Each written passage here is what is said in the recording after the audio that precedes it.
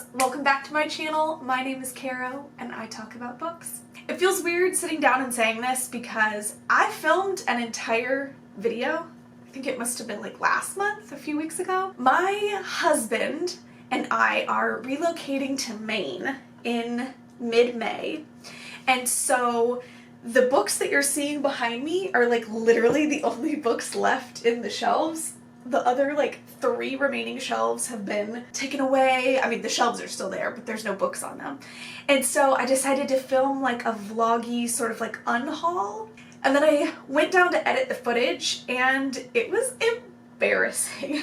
The footage was like really shaky, and then when I sat down to like go through the books, because it was like a vlog style, I didn't have like my light on or anything, so the footage was like blue because the sun was going down, and I was like messing with the settings and like trying to, it was just embarrassing. Not what I wanted to put out on the channel. Unfortunately, all the books have been donated and they're gone, so I can't really refilm it. So alas, here we are. Because we've been going through this process of, you know, relocating and like trying to find apartments and jobs, my reading life has just been kind of stalled a little bit. So I haven't done as much reading as I normally would have done like up to this point in the year, but I thought I would at least go through what I have read so far in 2021. But I wanted to do it in less of like a, here's just like a giant list, and do it more like senior superlatives.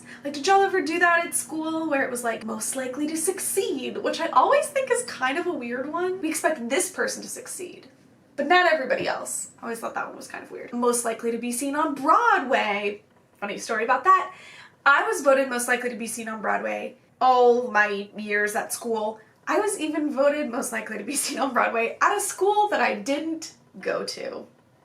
You heard that correctly. So I thought I would go through the books that I have read so far in 2021 and go through them as like what they would be listed as in a yearbook, perhaps. I'm a little frustrated because there is one book that I don't see on my shelves, and I thought that I was really diligent about not packing the ones that I wanted to use in this video, but I'm not finding it, and I'm gonna be super embarrassed if it's like in the background while I'm filming.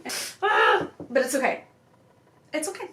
We'll just forge on. So the first book that I read in 2021, it's like superlative is gonna be found by the most unlikely source, and that is Grown by Tiffany D. Jackson. I actually found this book. There's a booktuber that I watch named Jess, and she had talked about reading this book and not really connecting super well with it because it had so many similarities to the R. Kelly case. I don't know a whole lot about the R. Kelly case, and so I thought, oh, well, if that's the reason that it didn't work for her, maybe it will work for me. One of the books that I loved last year was called My Dark Vanessa, which shared similar themes about a younger girl essentially being groomed and taken advantage of by an older man. And that one was definitely an adult book. This one is YA, and so it is a way to kind of highlight this unfortunately quite prevalent issue in a more YA way. And it seems weird to say this is an appropriate way to say, because it's a horrific thing that's happening. But I do like that now I kind of have some ways to introduce the subject to different age groups, because unfortunately it does happen all different ages, and it does happen at ages where we don't feel like it's appropriate. It's kind of the point. And I think it raised a lot of really interesting questions. And then the author at the end does have some of her sources and some of the resources that she used throughout this process. And so I think that's helpful too when you're dealing with a book that has some very sensitive subject matter, to just kind of, I like that authors provide where they got this information from, and just it shows that they were a little more thorough in the writing process. So I did actually really, it's hard to say like enjoyed this one, but I do think this one was well done. But I did find it from an unlikely source because it was from someone saying that they didn't enjoy it as much as they thought. But again, I took what they said and thought, hey, maybe then it will work for me. The next one is that annoying one that I don't have with me, but it's the one that made me the most homesick.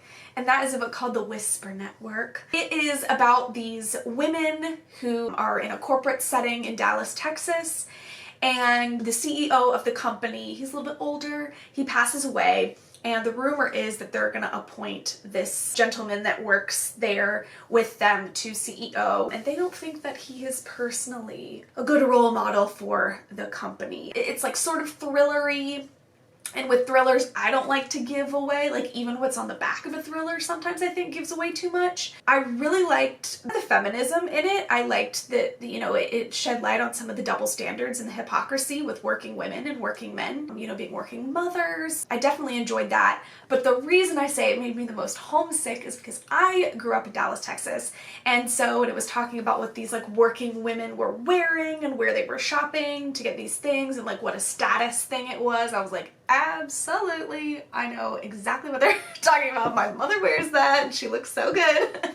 So it definitely made me homesick, like reading about just kind of the things that were familiar to me there, maybe not necessarily like where I live now. The book itself, again, overall I enjoyed it because I love reading about powerful women in the workforce, and it was frustrating because of how powerful women are treated in the workforce. I found it to be a little bit slow in terms of a thriller, but I definitely think for people who maybe don't pick up thrillers as often, I do think it's something that you might enjoy, because I don't know that I would like classify it as a thriller, if that makes sense. It's kind of how I felt about Big Little Lies, where it was definitely more character driven, and that's kind of what stood out to me. I preferred that over like the actual plot. I felt like the plot was a little bit slower. So I definitely would recommend it to people for sure. But in terms of a thriller, I just don't know if it like hit the mark for me, but it was the one that made me the most homesick.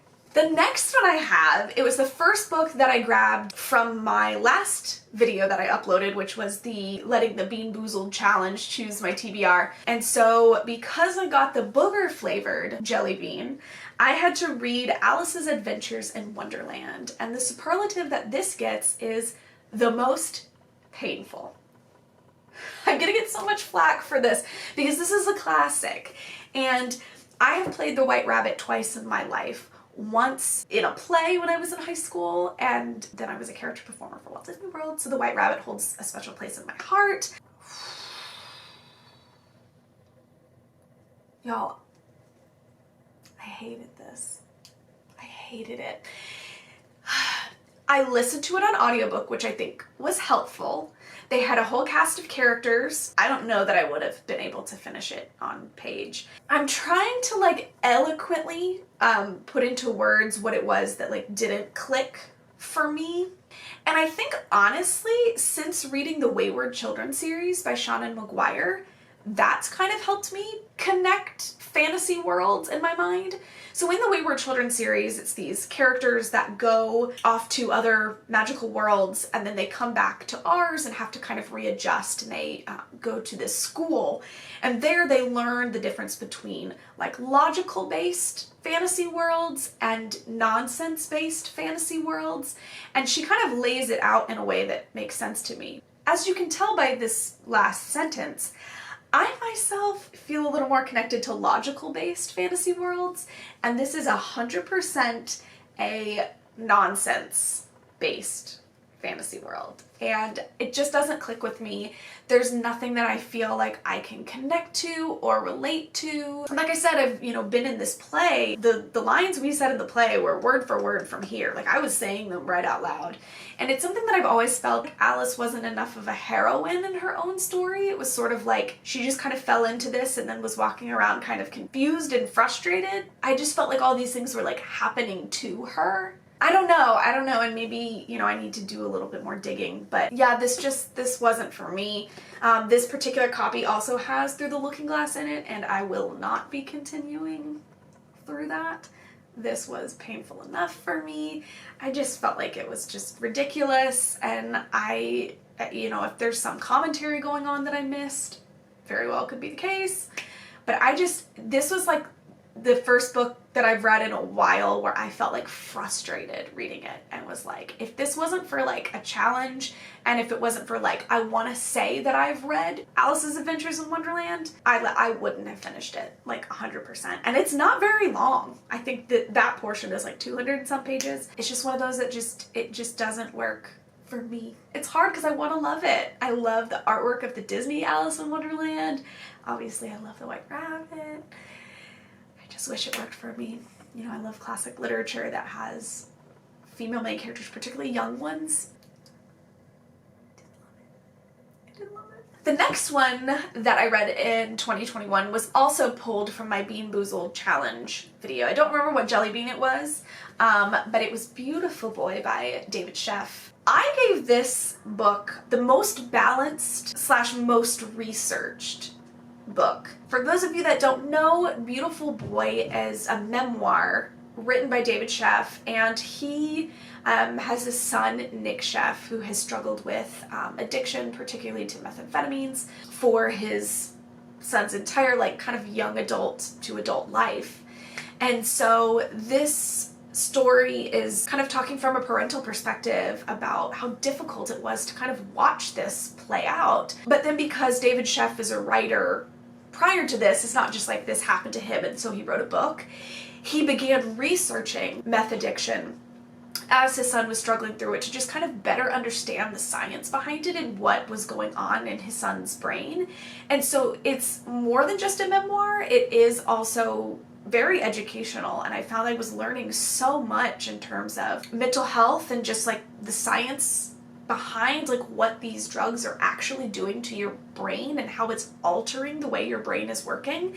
And I just found it incredibly fascinating, and it was just this really interesting blend of like heart-wrenching and honest, but then there was this sort of like clinical side to the book. So I thought it was really well done and really well balanced. There is a movie based off of this that I did watch. I thought the movie was really well done as well. I used to work for a film festival and we showed the movie at our film festival, and so I was familiar with the movie, but I really just loved this book. Very honest, very heartbreaking, but just kind of loved the passion and the honesty that came from David being the father, kind of watching all of this play out, wondering maybe what he contributed to his son's journey in this. Now this next book, this isn't how I read them chronologically, but I just feel like in the video it's easier to do it this way. And because I read Beautiful Boy by David Sheff, I picked up Tweak by Nick Sheff, his son, and I voted this one the most raw and the most honest. So this book is written by the son, and what I thought was really interesting is that you were seeing the father's perspective of certain situations, and then you were seeing like literally what led up to the phone call that David received. You're seeing like what led up to that here. This one is really, again, honest, very raw, and it's a tough read. There's a lot going on in this that obviously can be very sensitive, but I really appreciate the honesty because I don't think anybody sets out to become addicted to substances. I think they literally think it's real fun at the beginning, and then you just read page after page after page of this just being horrific and devastating and nothing that anybody would ask for, and there's no way in the world that you would consider this to be fun. And so, you know, I appreciate books that don't sugarcoat it, but just know that when you pick up this book, it is very raw and very honest. I like that in both of these books dealing with kind of the same themes and the same characters and the same situations, that they talk about the different parts of the process and their shortcomings, and they talk about relapse, and they talk about things that sometimes we don't accept as part of the process. So again, it's not really a book I can say that I enjoyed, but it's definitely a book that I can say I appreciated, and I appreciated reading both perspectives. It also did kind of bring up an interesting conversation of privilege and how we view different socioeconomic groups that struggle with addiction. And I just found that to be really interesting and something to consider. So I think I kind of want to still explore this topic of addiction, but maybe gather some books or some resources that are not necessarily upper middle class white men. You see how difficult it is to get help for them. I mean, there are whole groups of people that don't get help. And so, yeah, I'd be interested to explore this topic a little bit more and see kind of other walks of life that are struggling with this. Very, very, very eye-opening. Oh, my allergies, y'all. So the next book that I'm going to talk about is, unfortunately, I'm going to have to call it the most inconsistent, and that is I'm Thinking of Ending Things. And it's not long. I'd heard a lot of good things about it. Y'all are going to have to excuse me. These allergies are just... But I'd heard that like the ending was super twisty and it was like worth it. And again, with thrillers, I don't like to go into too much detail, but it's about a young couple and they haven't been dating each other too long, but they are essentially going on a road trip to visit the boyfriend's family and have dinner with them. And the beginning of the novel, they're just sort of chatting in the car, but the girl in the relationship is kind of wondering if like, is this going to be awkward because I don't know if this is going to be a lasting relationship and we're going to go have dinner with his family. And the reason I feel that this is a little inconsistent is because I put this book down for a really long time because I just didn't find the beginning to be all that interesting.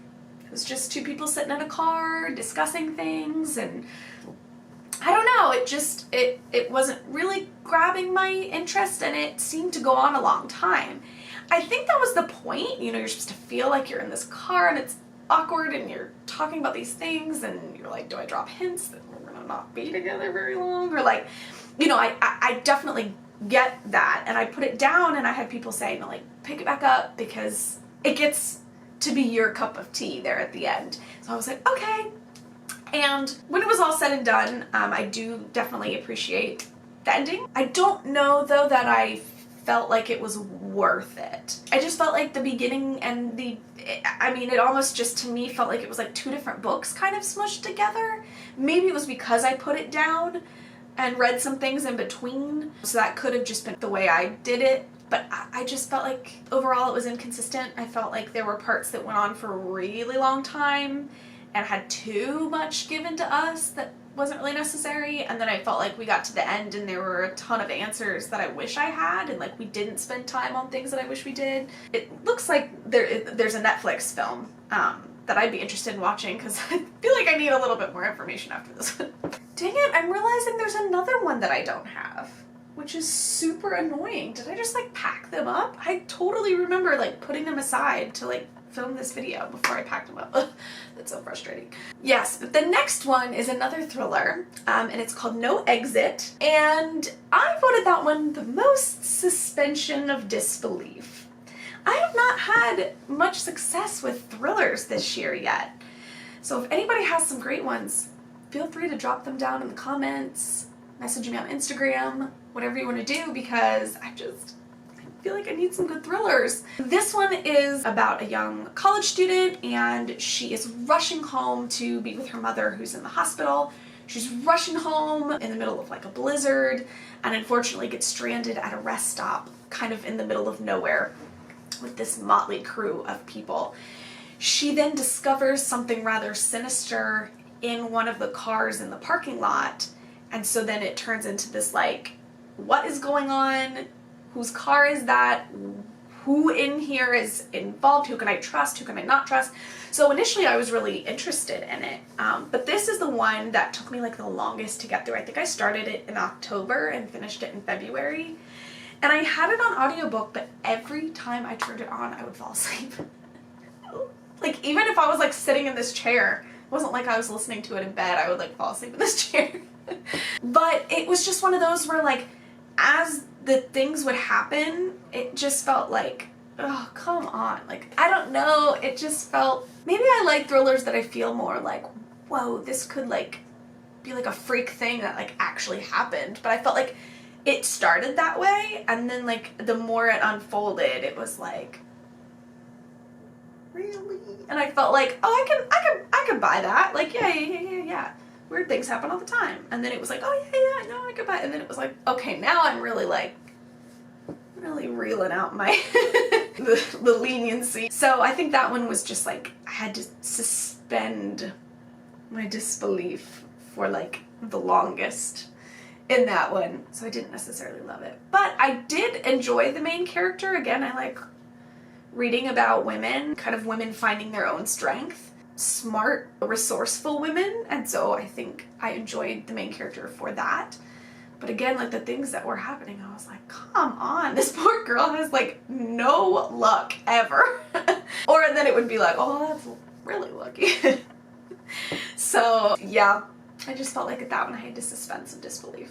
So the next book that I read, I voted this one the most efficient but still impactful, and that is Dear Martin. I read this one in, again, like it's very short. I read this in one sitting. This is a YA book about a young man named Justice, and he goes to like private school, and it's pretty predominantly white, and he's never really had to be kind of confronted with racial profiling or things like that, or else at least he hasn't thought that he has, until there is a specific instance that kind of shatters that kind of illusion. This is just kind of his process of like grappling with that and kind of getting reacquainted to the world around him and what it means for him as a young Black man. Again, I thought this was really efficiently done. I feel like I can remember things that happened in here. You know, I felt like I didn't feel like there were parts that like were dragging on. Like it was just really concisely handled. So I really enjoyed this one. I've really kind of gravitated towards these like YA books about race, especially since I've been working with children, and just finding books that are a good, I don't want to necessarily say introduction to these topics. Yeah, I don't know. I just felt like this one was very concisely done. It was a book that you could get through quickly, but that there was a lot in here. So something weird happened to my camera. It like shut off in the middle of me talking. So I'm not quite sure where it left off where I was talking about Dear Martin. I think it said a lot in such a short amount of time.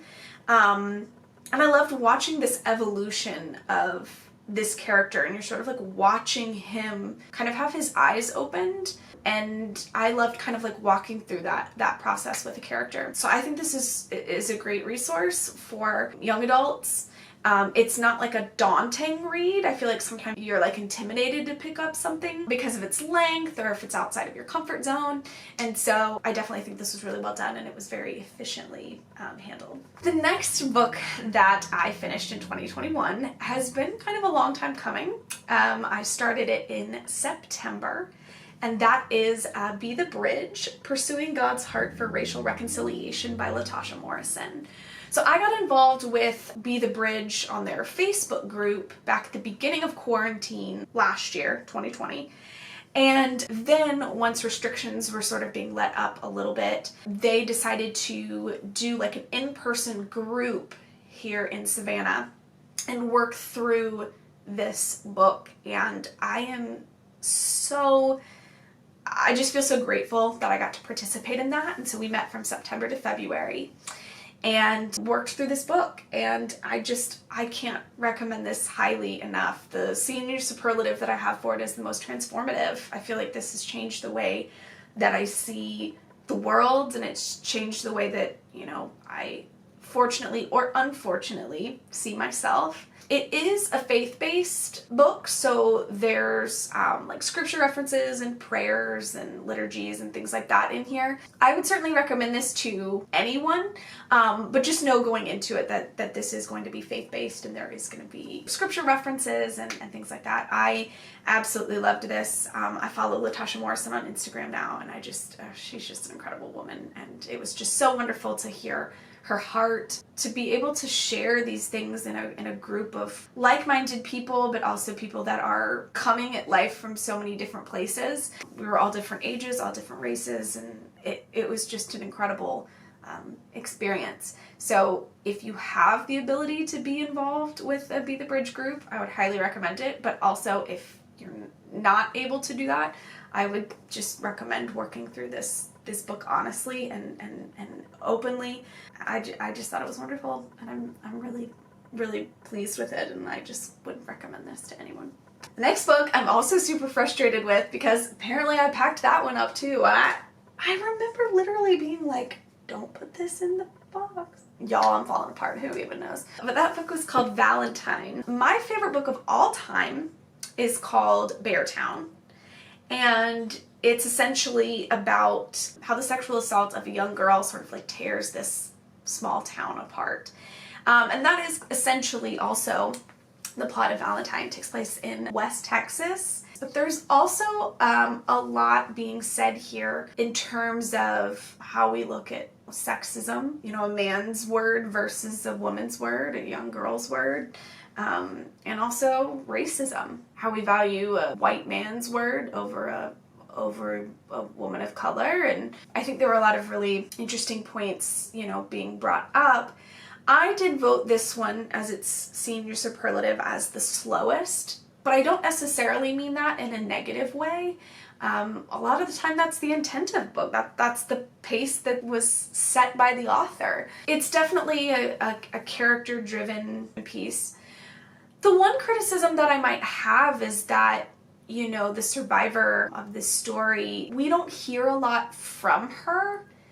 We do hear a lot from the white characters and kind of how they're dealing with, you know, one of the witnesses is a white woman, and she's kind of feeling pressured from the town to like just let the boy off the hook, and she's not willing to do that. So I did find it was an interesting take to center a lot of the conflict away from the actual survivor. I don't know.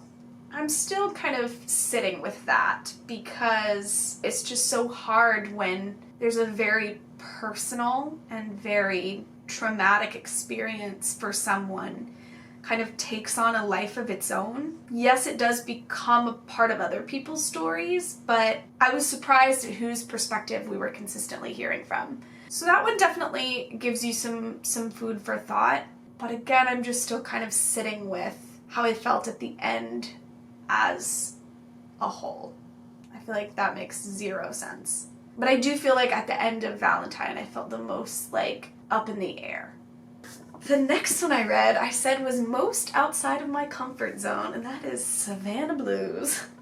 Most outside my comfort zone because normally I don't read like lighter, I don't know, this isn't usually my genre. But the reason I picked it up is because I currently live in Savannah, Georgia, and like I said, we're relocating in a few months, and I thought I want to read about Savannah one last time before I leave. For that reason, I did enjoy that aspect. I liked hearing about where I live, and you know, it was fun being like, oh yeah, I go there all the time. It does turn into a little bit of a murder mystery, a light murder mystery, which I always feel weird saying that because so like, hello, someone's dead. But it is kind of lighter. I didn't love it though. Again, it's outside of my comfort zone, so I kind of knew going into it that like it wasn't going to be one of my new favorites. But I also feel like it kind of painted the very touristy, very like privileged version of Savannah. Just very idealized, and I felt like the main characters were a little bit like Blanche Devereaux from Golden Girls, which I love Blanche, she's my favorite Golden Girl, but like kind of caricature of like southern middle-aged white women, and so it was kind of like, I don't know that I've ever met anyone actually like Blanche, so the fact that we're like reading another character like Blanche, I was like, oh. Met a lot of Savannah women. I don't know, maybe there are people like Blanche Devereaux out there, and that's great, but I don't know. I just kind of wish it was a different perspective than the slightly sexualized southern, you know, woman. I think that could have been, I'm like literally like putting myself to sleep, sorry y'all. I just feel like it could have used a different voice or a different perspective than I think kind of the same cliche southern women characters that we often see. Just my opinion. Cute, fine, you know, most outside my comfort zone. The next book that I picked up, I'm gonna say this is the most educational thriller I've ever picked up, and it's When No One Is Watching. Funny story, so it says right here it's a thriller. Like it says on there, and it says all over the back, this is a thriller. When I went to go buy this, I couldn't find it, and I asked the guy to help me find it, and he goes, oh, it's a romance. It's in the romance section. And I was like, what? So he took me over there, and he was like, yeah, it's right there, and he was kind of rude about it. And then I realized A title, When No One Is Watching, in the romance section, gives this book a whole different vibe. I would not call this a romance. I mean, there's a couple in it, but I mean, I don't know. I definitely wouldn't classify this as a romance, and neither does the book. It says a thriller. This is the story of a young woman. She's living, I believe it's in Brooklyn, and she's living in a predominantly Black neighborhood, and there is a new tech company that's come into town, and they're essentially beginning the gentrification process and trying to buy out all of the current residents and, you know, make it unaffordable for anybody to live there. And so of course she's horrified by what she sees happening in her neighborhood. Then she's realizing some more like sinister things are happening. This I found, like I said, very educational. There was a lot in here about gentrification. There was a lot in here about these neighborhoods in New York and kind of their history and our history as a nation about, you know, things like redlining, how we purposely made it difficult for certain groups of people to hold land or have this property in these certain locations until it's deemed that all of a sudden the people in power want it back. It's just, you know, there was a lot that I just found really, really eye-opening, but I felt it was a really interesting way to do it in the format of a novel. In a thriller, because you're being educated in a format that you might not have thought you would be educated in. In terms of the actual plot, I feel like it kind of got away from it there at the end. Don't know if the thriller plot was something that I loved, but again, just from what I learned from this, well worth it. We're hearing from the perspective of a young Black woman and then like a younger like white man. And I think the author did a great job with both perspectives and, you know, playing with this idea of like what Sydney perceived Theo to be meaning when he said certain things, and how, you know, how important it is to educate yourself on issues that you may not be familiar with. And I think she did a really good job handling these dual perspectives and providing a look into both characters' minds. So again, as like a thriller, wasn't necessarily one of my favorites, but in terms of just what I learned from it, I definitely enjoyed that. And the most recent book that I have finished this year, I feel like this superlative is kind of a cop-out because I called it the most varied, but it's because it's a collection of short stories, and that is Black Enough, Stories of Being Young and Black in America. I really, really enjoyed this. I listened to it as an audiobook as I was driving, and I just really enjoyed this. I think one of the things that I've really been trying to do is not just read about the struggles of other cultures, but read about like triumphs and, you know, people being their best selves, you know. And I loved this. I loved that we were learning about kids going off to college and things that aren't affecting me now. This is like a YA collection, and I am turning 30 this year. But it was just something that I felt like it was fresh. I felt like it was youthful. I felt like there was a great variance in teenage hardships, but also like the excitement of being a teenager and rediscovering different kinds of music and rediscovering love, or just things about growing up. I just thought it was really precious and really sweet, and I've decided that I really enjoy short story collections, and this one I just think is one of my favorites. I obviously can't speak in terms of the representation, but just in terms of being young and dealing with the things that young people deal with, but in the context of them being Black or biracial, I loved that. There was just so much that was going on that I was celebrating with them. My heart was breaking along with them. I really, really enjoyed this. So there we go. That took me a lot longer than I thought because the camera did something weird and I couldn't find some of the books, and then I just kept talking, so hopefully I can edit this down to like a palatable length. But I have missed you guys. Thank you for being patient. Like I said, I filmed the whole video and then I just didn't feel like it was good enough, so we're not doing that. Hopefully I'll be able to talk to you guys at least once or twice more before we move. Fingers crossed that we get this apartment. Fingers crossed that I get this job.